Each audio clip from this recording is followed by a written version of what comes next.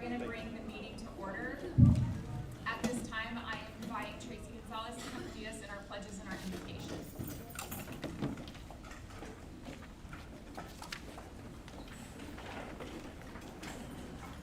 Good evening. Heavenly Father, thank you for bringing us together this evening as we serve our students, staff, and families. Grant us the wisdom, clarity, and unity as we make decisions that support the success and the well-being of every child. Guide our discussions so they are thoughtful, respectful, and focused on what is best for our schools and our community. In your name we pray. Amen. Now the Pledge of Allegiance. I pledge allegiance to the flag of the United States of America and to the republic for which it stands, one nation, under God, indivisible, with liberty and justice for all. Now the Texas Pledge. Honor the Texas flag. I pledge allegiance to thee, Texas, one state under God, one and indivisible. Thank you.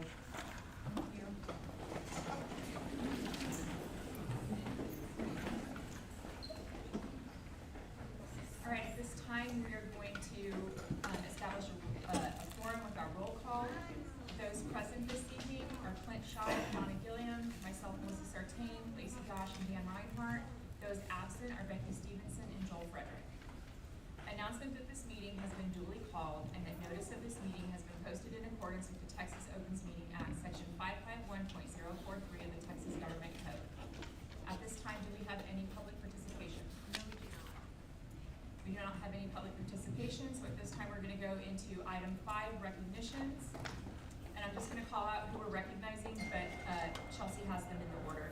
This evening we're recognizing men's and women's powerlifting, science fair, color guard, high school band UIL concert and sight reading, junior high band UIL concert and sight reading, and then teacher and support staff of the year recognitions.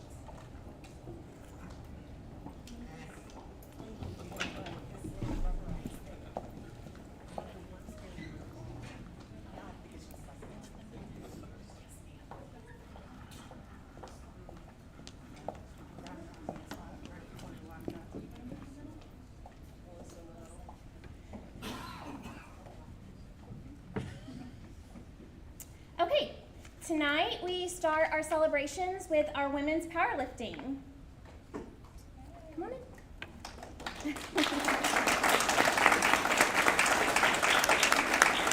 We recognize the incredible strength and discipline of our women's powerlifting program.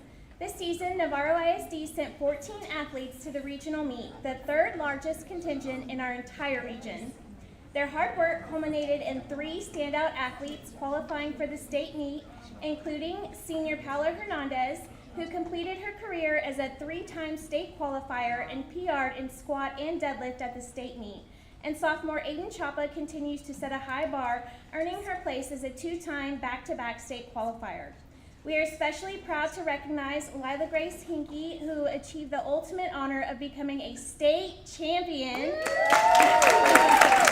in the unequipped division. Lila Grace didn't just win, she set new benchmarks for excellence by breaking state records in both the squat with a 285-pound lift and the overall total with 580 pounds. Her performance earned her the Best Squat Award for the lightweight divisions, cementing her place in the history of Navarro athletics. Congratulations to our student athletes and head coach Gormley and assistant coach Dorick.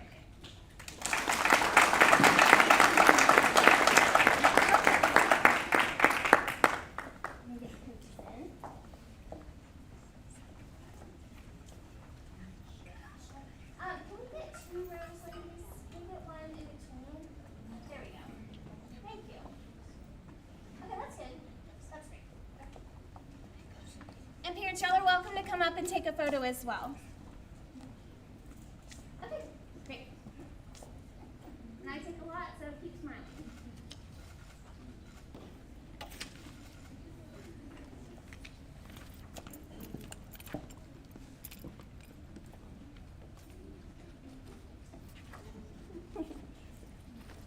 All right, congratulations, thank you.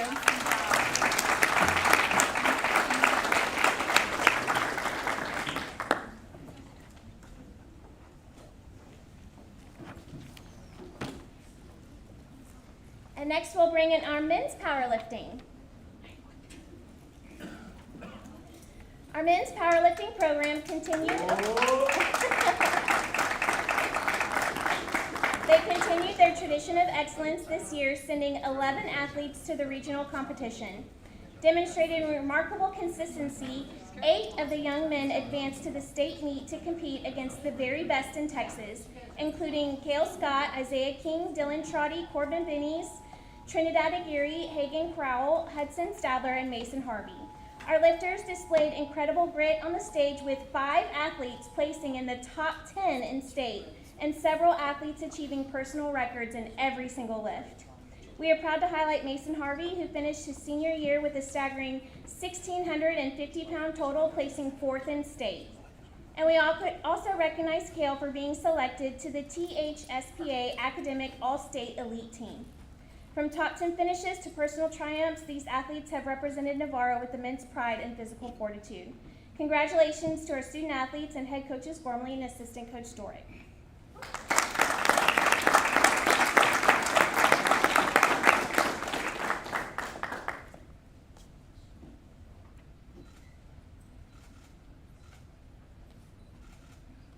Parents, y'all come on up. Appreciate it.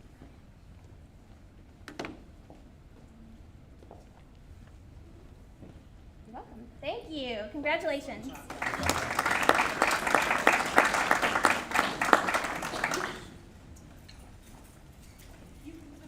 And next we have coming up is color guard.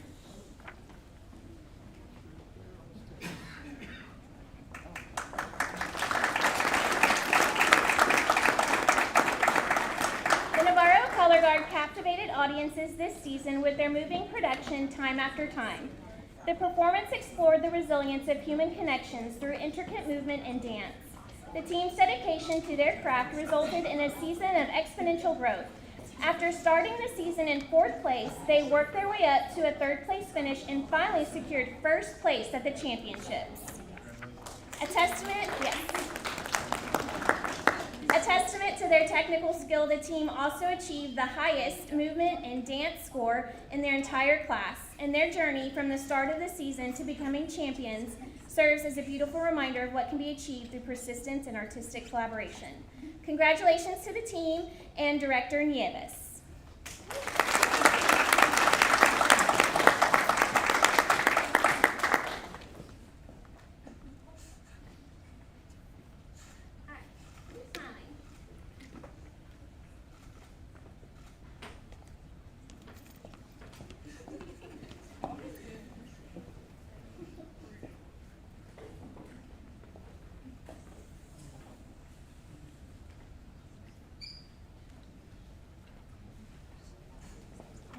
Thank you.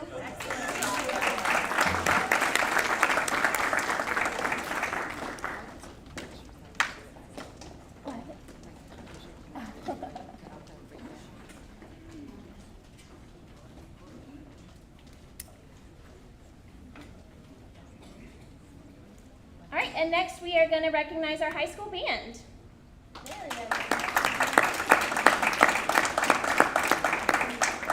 The program has reached a milestone of musical excellence this year.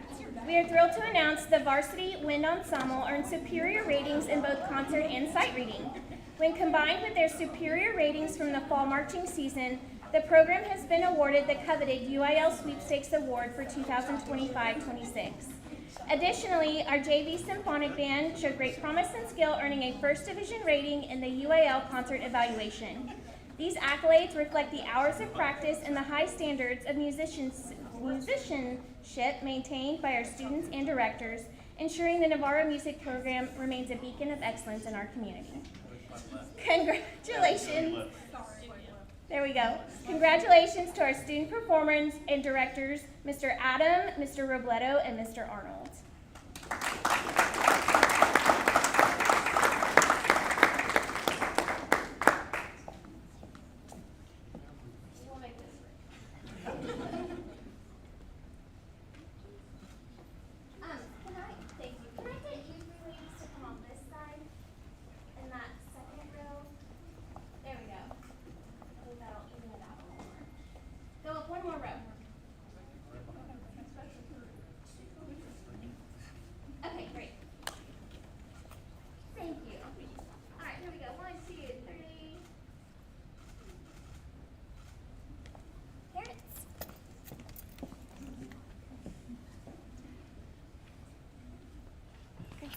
Okay, thank you.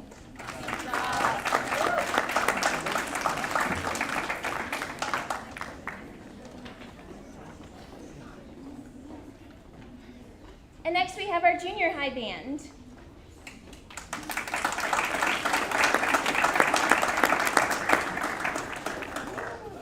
Our musical success begins with our younger performers, and the junior high band program has proven they are a force to be reckoned with. Both the honor band and the 8th grade symphonic band earned superior ratings from every single judge in both the concert and sight reading categories. By achieving these perfect marks, both bands have been awarded sweepstakes trophies. This level of consistency across all judges is a rare and difficult feat, signaling a very bright future for the Navarro Band program as these talented musicians prepare to transition to the high school level. Congratulations to our student performers and directors, Mr. Ramirez, Mr. Adam, Mr. Robledo, and Mr. Arnold.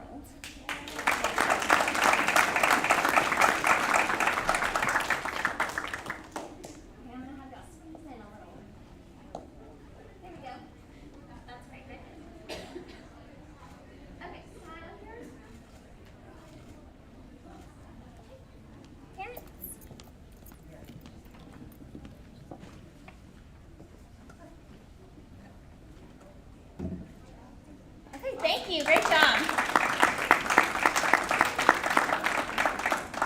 And now we welcome our campus teacher and support staff members of the year to the stage.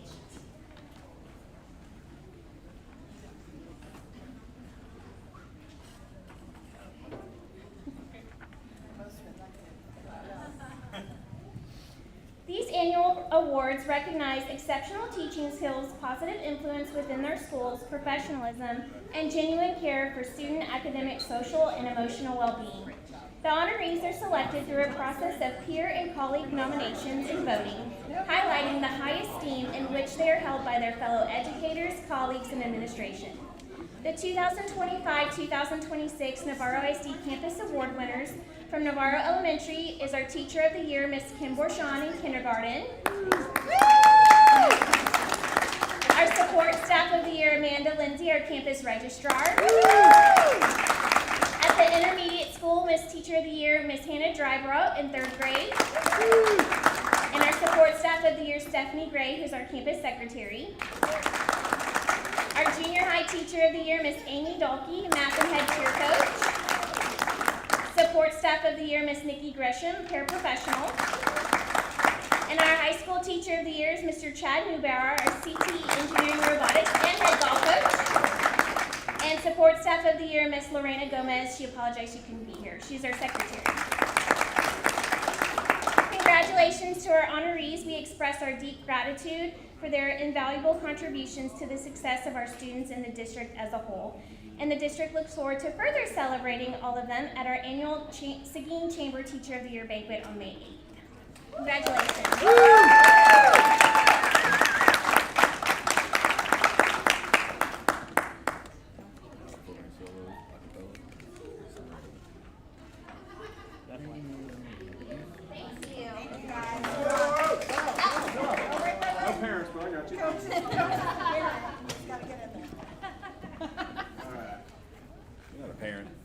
Thanks, Coach. Good job. Thank y'all so much. Thank you.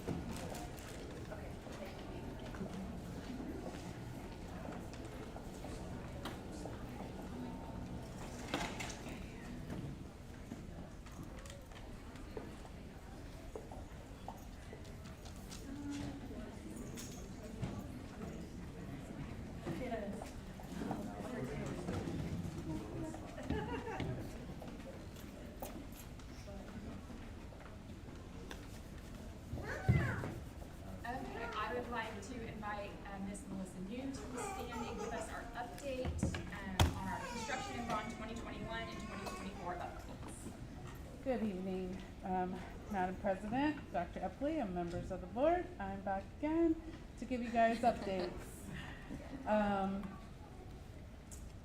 All of our projects still on schedule. This, again, was 2 weeks ago, so your update on Friday was much more current. However, baseball, softball fields, turf, now it's just finalizing all the landscaping, so we have a lot of construction fencing still up. We've been doing our best to work with coach and staff to ensure that the teams can get out there and practice and have their baseball and softball games. We are definitely blessed to have the turf and surfaces that we do, because a couple of the games that were not previously discussed have now come up because other schools can't, they're rained out, so. That is actually happening for tomorrow's game, So we'll have another game there tomorrow. So again, just working with Bartlett Cock and staff just to ensure that nobody's going behind fencing, and just want to keep everything safe and per fire marshal and city's expectations that we agreed to. Stadium turf, and we now have the logos on the turf, the yard line markers. Stadium seating continues to be built, all that steel getting installed. To the right there is a current picture, formerly current picture of the batting cages, but nets are now up, lighting's up in there, and I need to give Coach an update today and see how quickly we can get the boys in there to do some batting practice and less commuting back and forth between the campuses. For visitor parking, which is not shown in this picture, they have a foundation pour for the visitor grandstands, and then inside the buildings just continuing on the finish out. We actually had furniture scheduled for last week, but they're using that, one of the office with the most furniture in it, which is Coach's, for storage, because they're trying to work and finish painting the other areas. So we postponed that till the first week of May. But otherwise, furniture is arriving. Field house, they're finishing up everything inside of there as well, from paint to electrical, mechanical, trim outs. Junior high, our high school has transformed. So there's a look at the vestibule. We have all the new countertops in for the secure vestibule. All the painting is complete. Now it's finishing up base and VCT transitions at stairs. We've also been taking a look at painting the admin hallways as well, because we have to change all the signage, right? And where we're taking off the new signage that was prior to new ADA rules, we're gonna have lots of holes and things. So we're working with Kaylor to go ahead and have the admin corridor repainted as well. And then there's a look of a finished hallway. Elementary South, we've had 2 concrete pours. This is the kitchen, so that's the recessed area for the refrigerator or cooler freezer. No concrete pours foreseen this week. It's quite wet out there today. But they made a lot of progress. Even getting that pour in last week was knowing that we were having inclement weather coming. They were able to get that pour in. We started on the elevator shaft, and then grade beams continue. So I believe you see in the weekly report they have great drone footage showing you of the pad. You can see where the building is going to go. As far as road work, Martindale is cut. We were to put asphalt down, or the concrete. They ran the curbs last week, and they were getting ready to start to do their first layer at Martindale, but it's really bad out there, and was there for quite some time today. So we'll see where that goes. We did ask for an extension from the city and till May 8th, again, assuming that we were gonna have some inclement weather, so we should still be on target once we get past this storm here. On your board book tonight, you do have the recommendation for the elementary and intermediate refresh. We did evaluate the proposals with staff and the architecture team.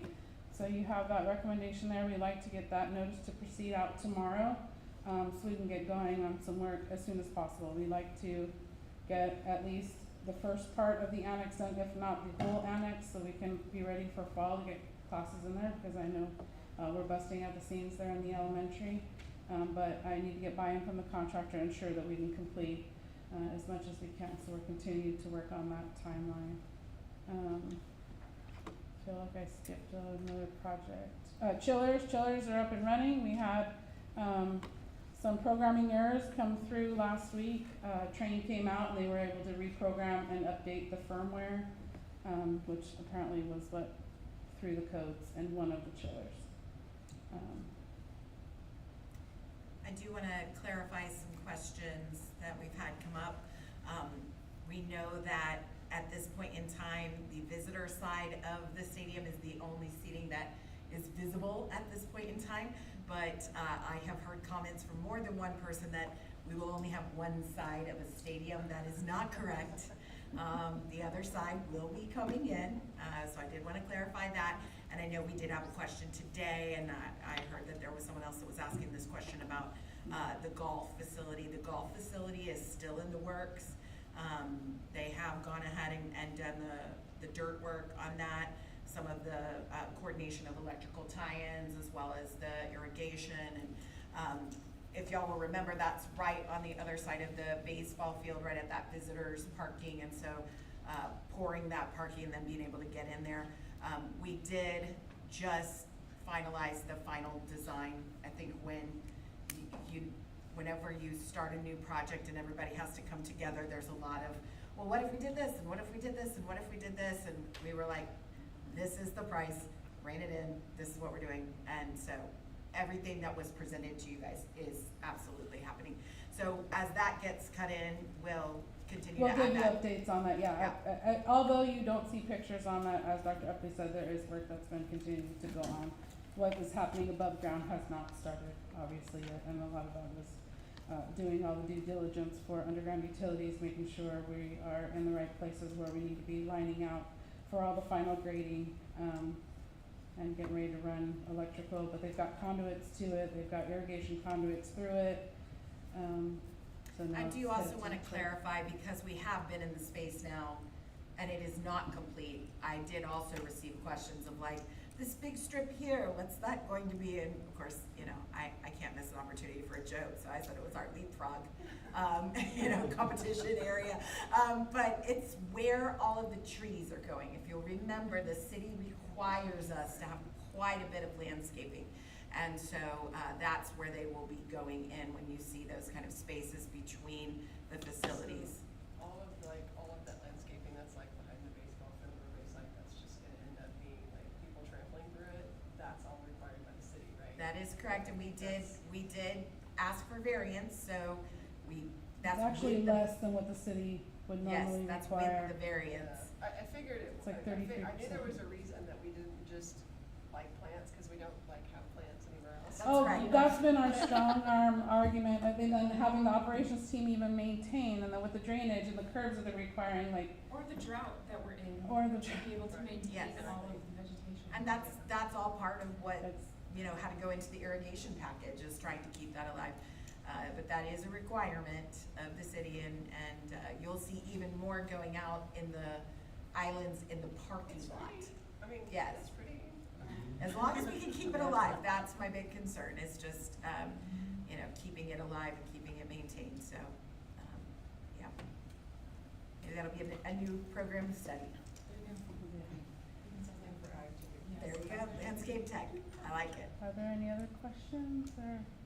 I don't think so, but I just wanted to tell you that I appreciate you referring to the junior high school as the junior high school, because there's still some confusion and people are still saying the old high school, and it's not a high school anymore, it is the junior high school. So That is I correct. appreciate you labeling it that way and bringing it to us that way. Sure. So, I think we're good. Any questions? This is awesome. Yay. Thank you. You're welcome. Oh, you got a question for me? I do. Okay, and with that, we're gonna move into item number 7, our discussion and information item. And we have one this evening. We're gonna be discussing and getting a presentation regarding the teacher incentive allotment update. All right, good evening, board and Dr. Epley. I appreciate this opportunity to provide an update on the teacher incentive allotment, because there will soon be a sudden influx of cash into the district from the state that funds the TIA, and most of that money will be going out to several of our teachers this June. And in the future, this is one of TEA's main ways that they'll be providing funds for districts to provide staff compensation increases. So I think it's timely and important to share an update with some reminders of what TIA is and then a few updates as well. So, moving along, I did highlight at the beginning some headlines of what the big, what the new news is, and that would be that the most important news is that our initial submission was validated by TEA, which means it's been approved. Our system has been approved. The results that we had from the data we submitted have been approved, and with a good grade, I guess, in terms of the number of points that were possible. And so I really want to shout out to the team, but especially Natasha Williams, who led the kind of data submission process for us. Because of that initial submission, we have 45 teachers who will receive a designation this spring. They should be getting a letter from the commissioner soon that will formally declare that they have been designated. And then those designated teachers will receive their stipend this June.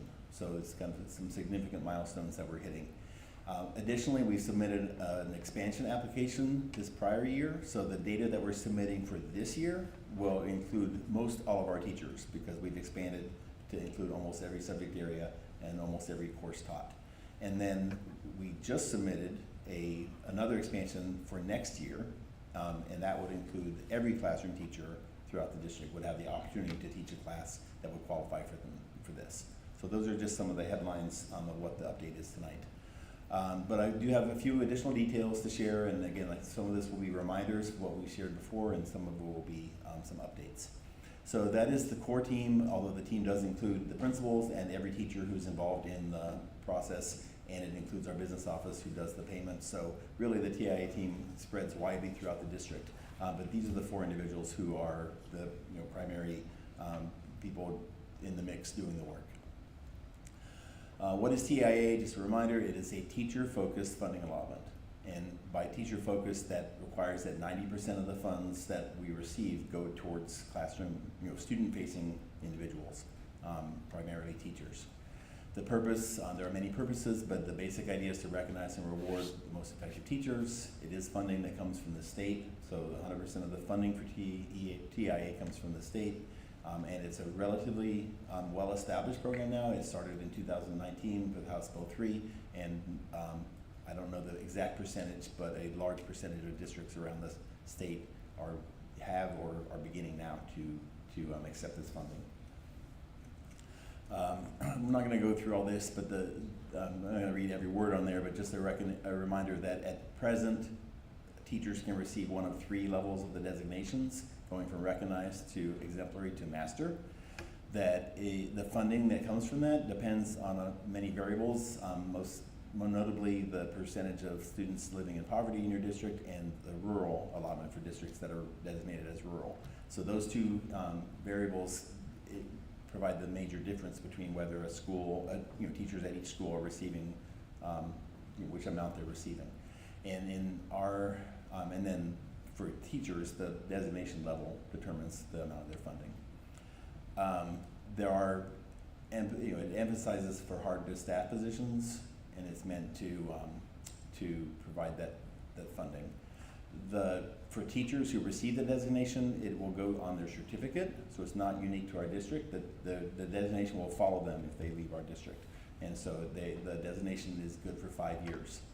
If a teacher receives like one of the earlier designations, like recognized, they can increase that level each year. So that designated the recognized will stay on their certificate for 5 years, unless the data the following year or one of the following years is exemplary or masters. So they can go up, but for 5 years they can't go down. So a lot of goals that it addresses. I'm not going to read all of these, but clearly it supports the district's goals of attracting and retaining and supporting the people who we need to do the work for our kids. And so there's several other pieces that it can support as well. The timeline is where some of the most confusion comes from, but you can see on the little black thing up there, you are here. We're in April 2026 where the notification of system approval was received.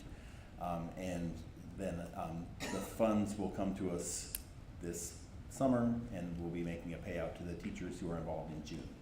But you can see we've come a long way to get here. So the system application was back in 2024. The verification, or the notification of being accepted And then we had that entire year last year of capturing the data. So the entire year was when we monitored the student growth and the teachers' appraisals for 24-25.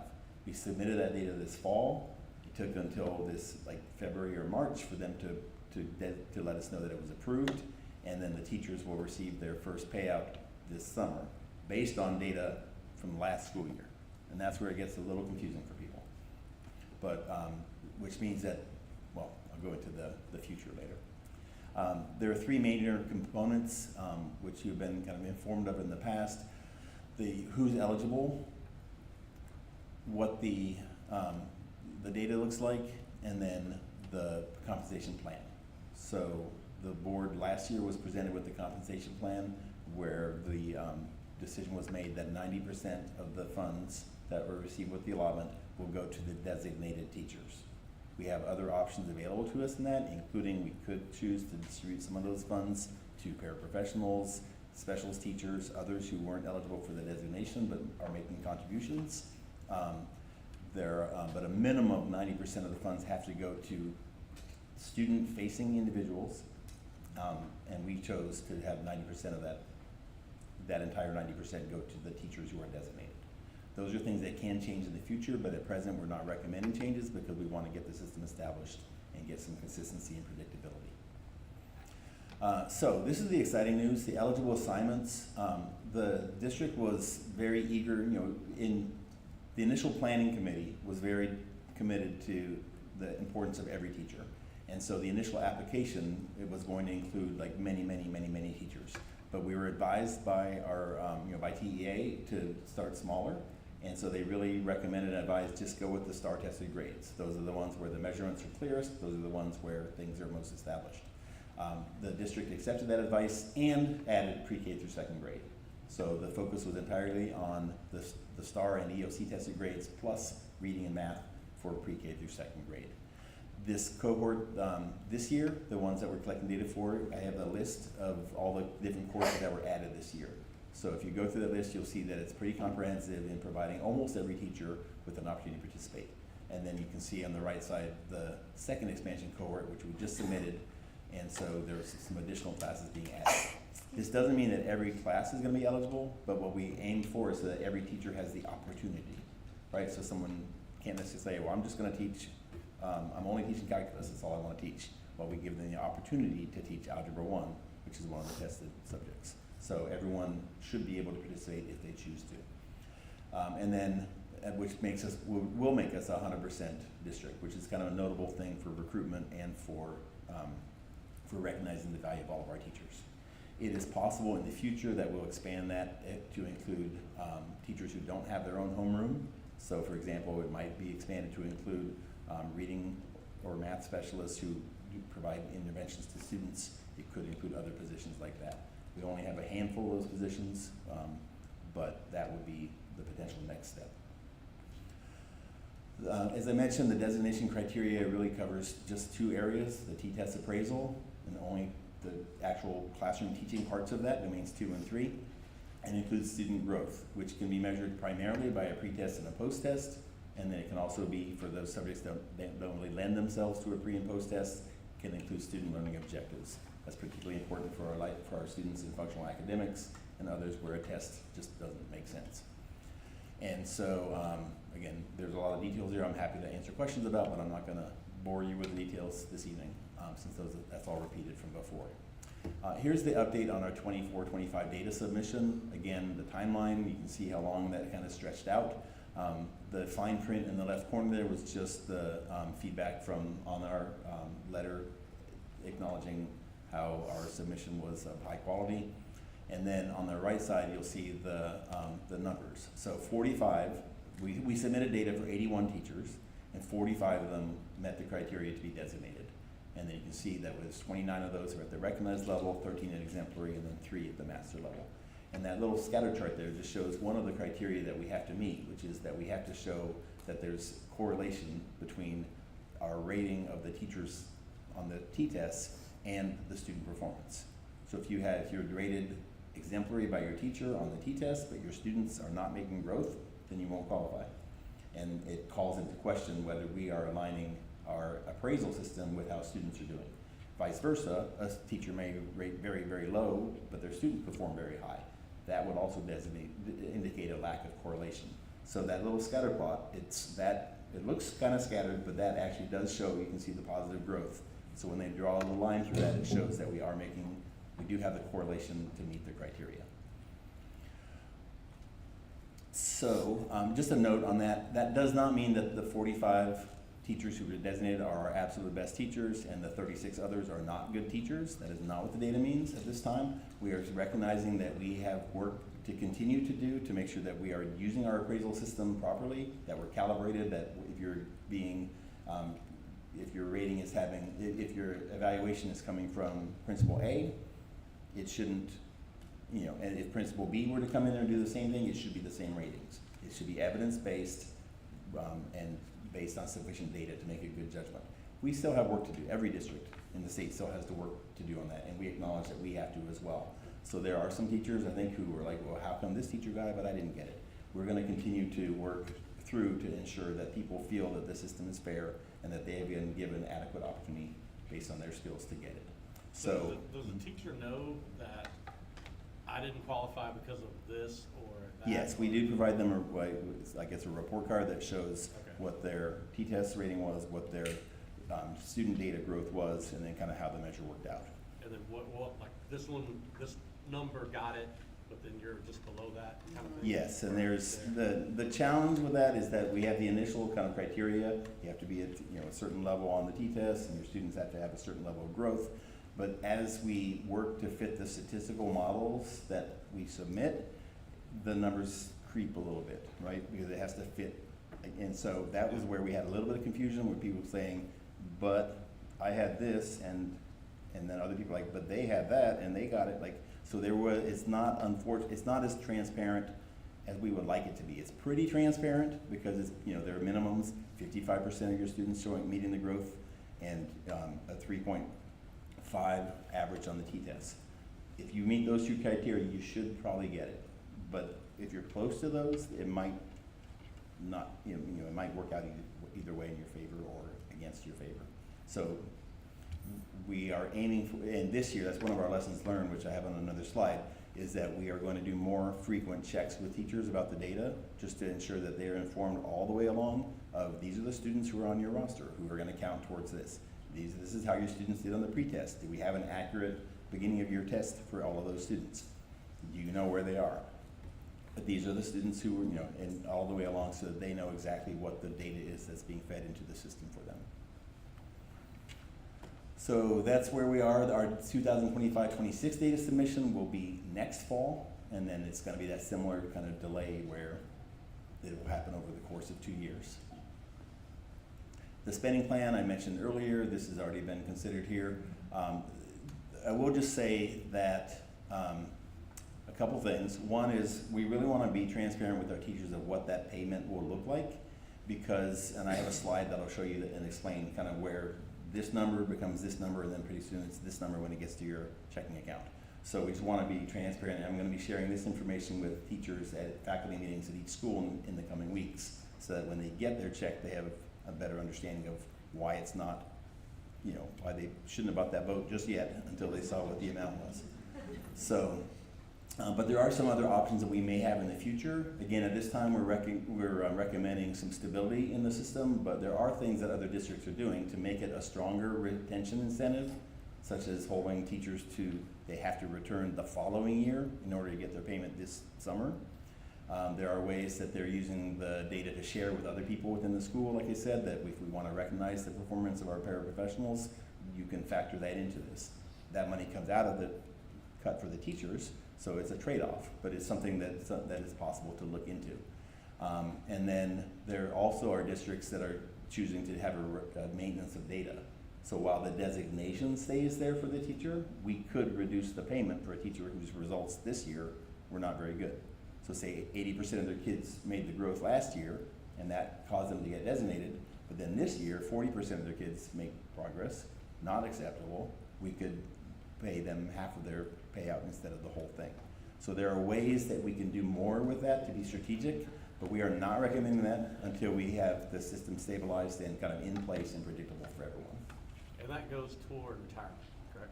It does count towards their, yeah, it's factored into their paycheck and it's TRS eligible. These are the amounts from last year. I planned to have this slide updated before tonight, but as of this morning, TEA still has not updated the amounts or indicated what our actual allotments are going to be. It is mid-April, in my opinion. It's past mid-April, but as of this morning, it still wasn't updated. So these are the amounts that we had designated last year. So you can see the ones on the left are if they're at the recognized level, the ones at the right are at the master level, and you can see it varies by each campus because of the demographics are different at each campus. But more or less, you're seeing from 5,000 up to 20,000, depending on your designation. Based on those numbers, our current funding from the state for this would be $387,000 this year alone. And like I said, 90% of that money will go to teachers. So this is a great thing as far as infusing cash into our system to pay teachers. And I will provide you an update to that amount when we get the actual amounts. This is the slide I'm going to be sharing with teachers. What we don't want is for a good thing to turn into a bad thing, right? Where people are excited, yes, I got designated, I'm getting this payment, and then they're mad because it was less than what they were expecting.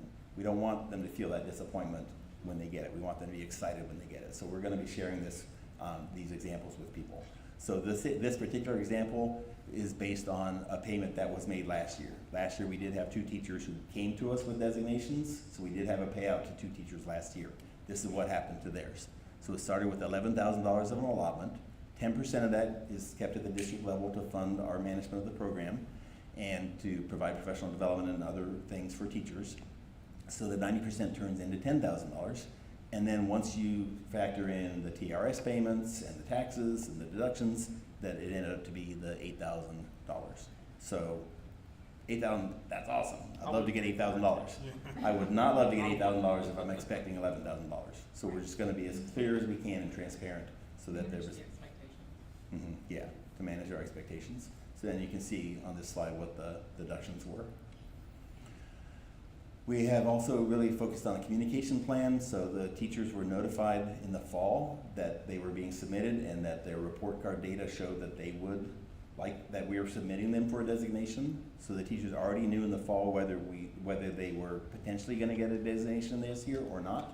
So there's kind of early warning on that. But then they weren't notified until this March because we had to wait for system approval. So then in March we told them, yes, you're going to get designated. They won't officially be designated until TEA sends them a letter, which, again, mid-April, so we'll see when that gets here.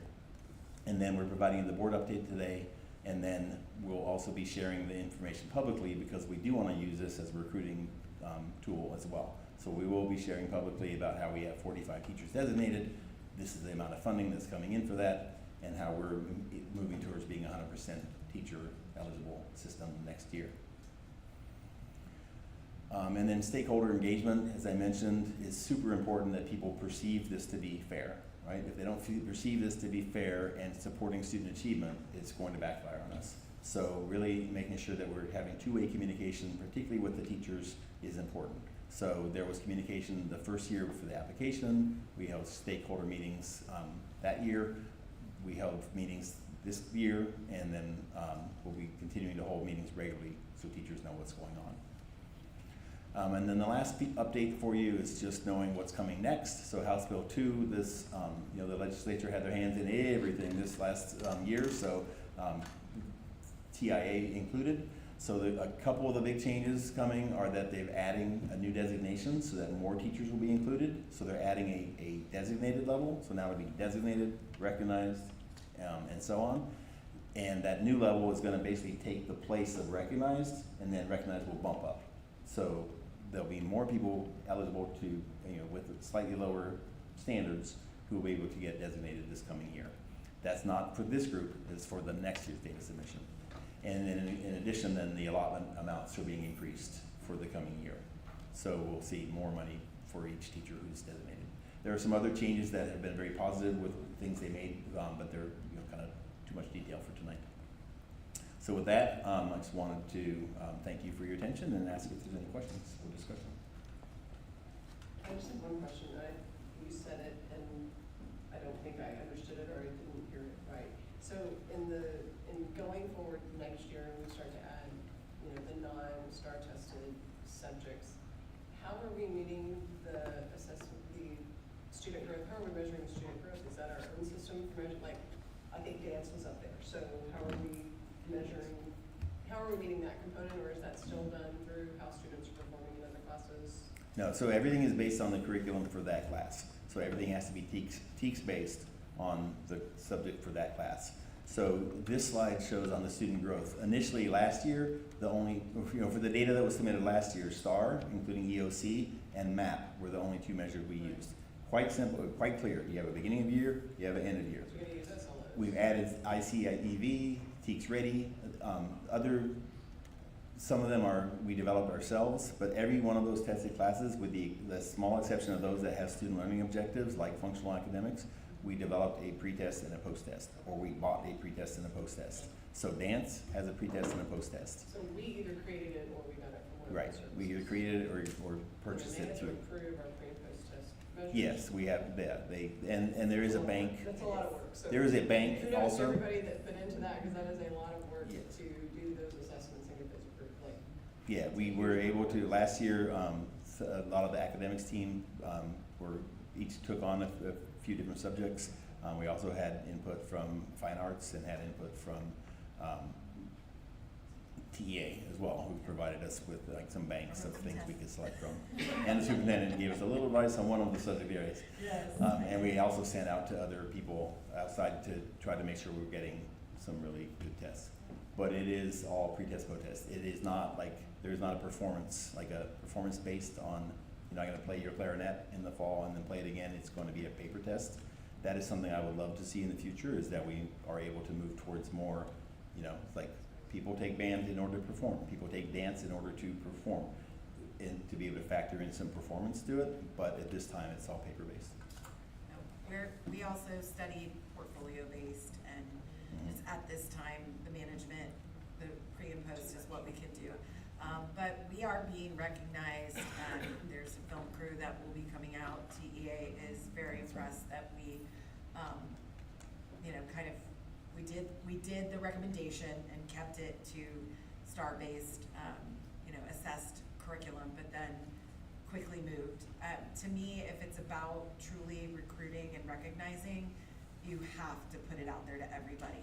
And our neighboring districts who had not jumped on TIA are now jumping on TIA because they realize that it is hard to compete with districts who can offer this, and especially are already jumping ahead and offering it to all of their folks.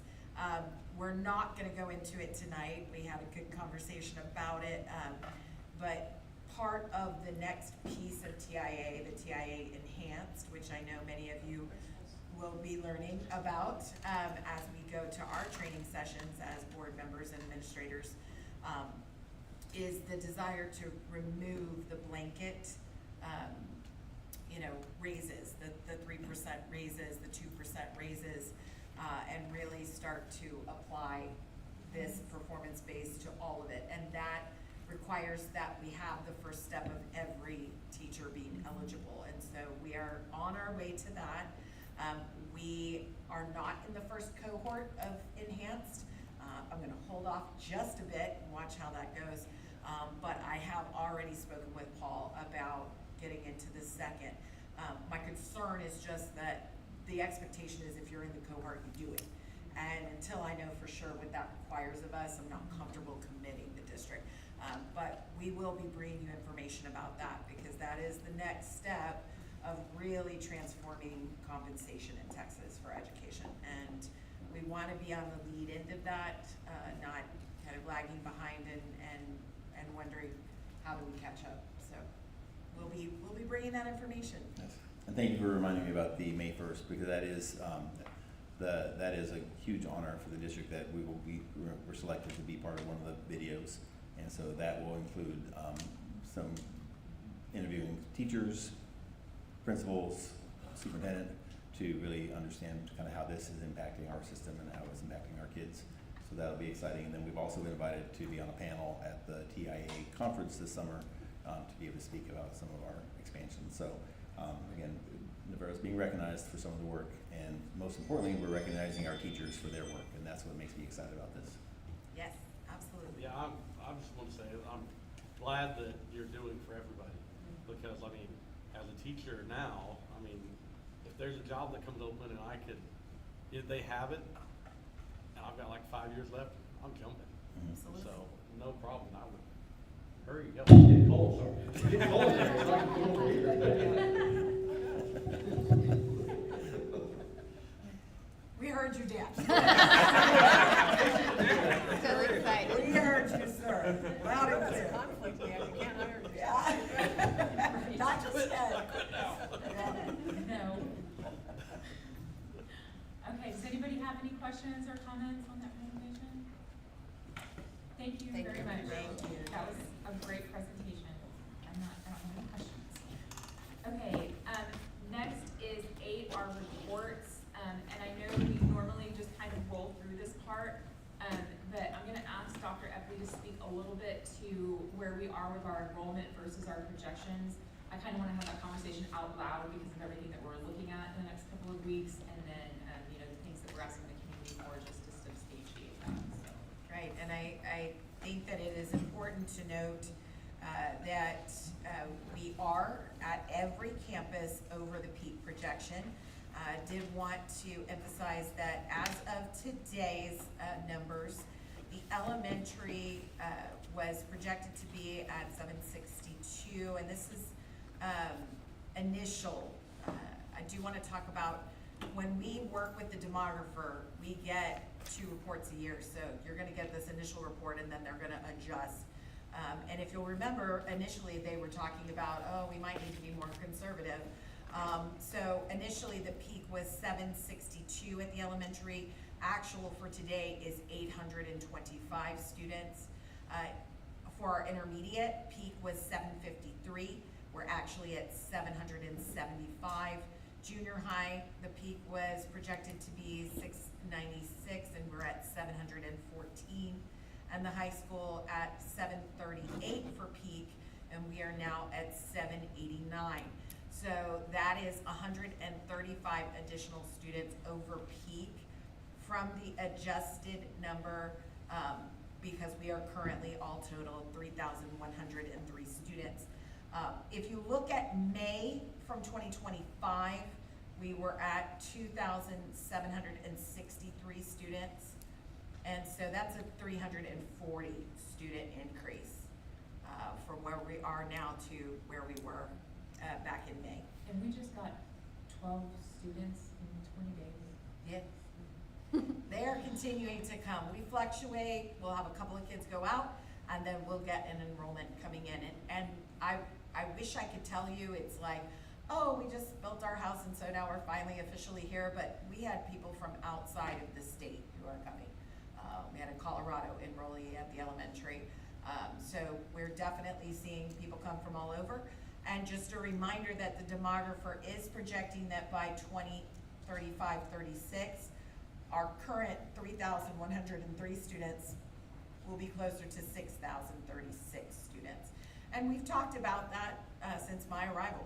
The demographer is predicting that doubling of size.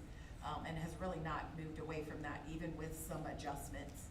So just want to make sure that you're aware, board, and I know our families certainly see that when they're coming to the campuses, whether it be the longer lines or just more kids enrolling. But yes, we are continuing to exceed peak. I have a question. It's kind of putting you on the spot, and I'm sorry. But what do you say to people who have the position that they think that the demographer is inflating the numbers, or that we're trying to show that there's an inflation because we want this bond to pass, but that it's not? Basically, fuzzy math. What I would tell you is we hold the demographer accountable by having the demographer continue to report to us. We have a long history with this demographer. Other school districts in the area also have a history with this demographer. While I can say my previous work with this demographer has not always been perfect, they're pretty spot on. I think anytime they've been off dramatically, it was an increase in students that were not expected in a particular grade level. And we also hold them accountable by cross-checking. They're looking at multiple data points. They're looking at when neighborhoods are coming in, when plats are put in for neighborhoods that haven't broken ground yet. But we're also calling and saying, hey, we're seeing ground moving over here. Are you accounting for that? And we're kind of back and forth talking through those pieces. In particular, we're working with the demographer now to set up our meetings for next semester for the zoning of where families will go with 2 new, systems of elementary. So they are particularly watching neighborhoods, dividing lines that would make sense for the amount of kids coming in.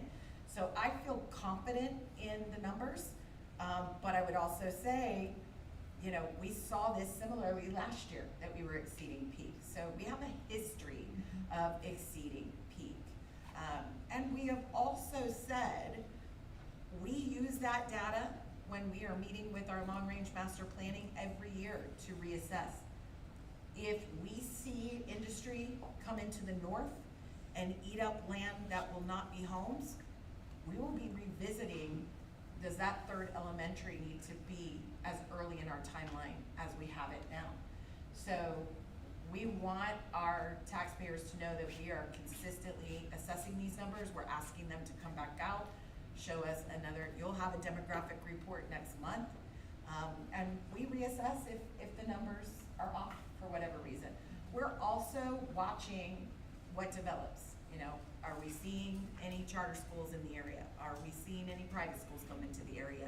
Anything that would affect those numbers. So I do want taxpayers to feel confident that we don't just take it at face value with that number. My principals know, we sit and talk through, is that really happening? Are you seeing those kids come in and talking through what that looks like? So I know that,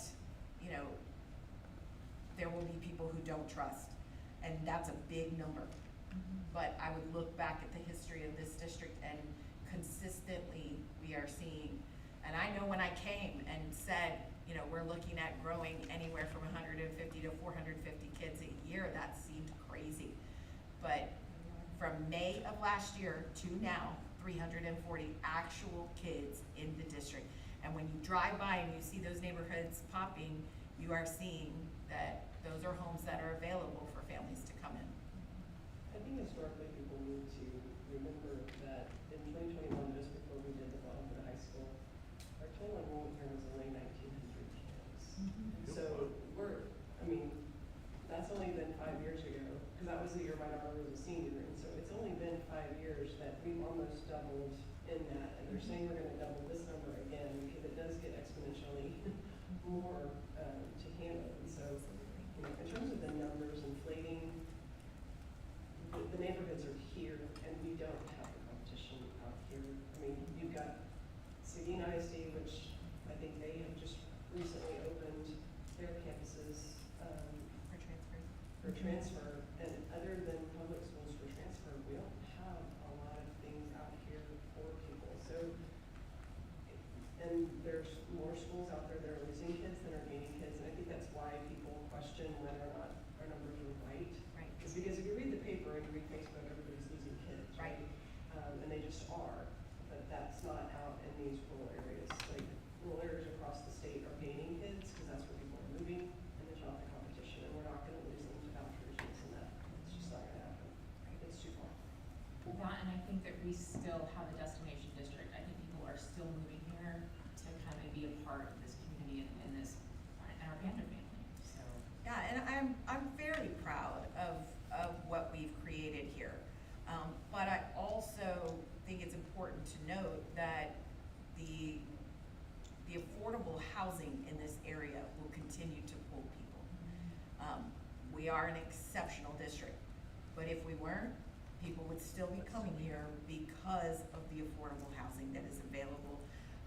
When you look at our surrounding areas and the proximity to these destination areas people want to live in. And the the quick access to an Austin, a San Antonio, or getting on I-10 to head towards Houston, you're just not gonna find better prices for homes. And so I think that that's something people, look at as well. So, I know the numbers are daunting though, but I would assure folks that we are available to answer any questions. Again, proud of those folks who serve on our committees, and that when you look at the long-range master plan, we're completely transparent.